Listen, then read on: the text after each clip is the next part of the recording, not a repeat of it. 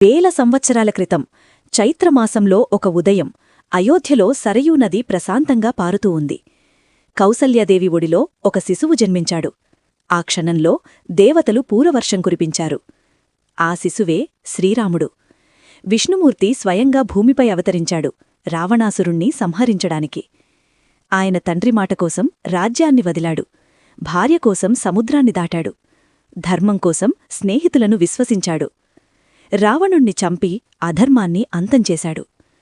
ఆయన కేవలం దేవుడు కాదు, ఆయన మన అందరి జీవితానికి ఆదర్శం.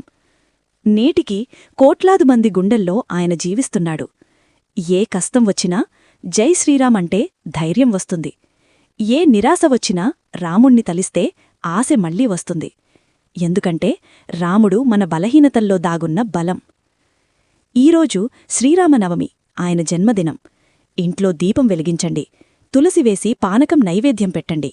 జై శ్రీరామని ఒక్కసారి మనసారా అనండి. మీకు శ్రీరామనవమి శుభాకాంక్షలు. ఈ వీడియో నచ్చిందంటే ఒక జై శ్రీరామ్ కమెంట్ చేయండి. డివైన్ షాడోస్ సబ్స్క్రైబ్ చేయండి. ఇలాంటి పవిత్ర కథలు ప్రతిరోజు. జై శ్రీరామ్.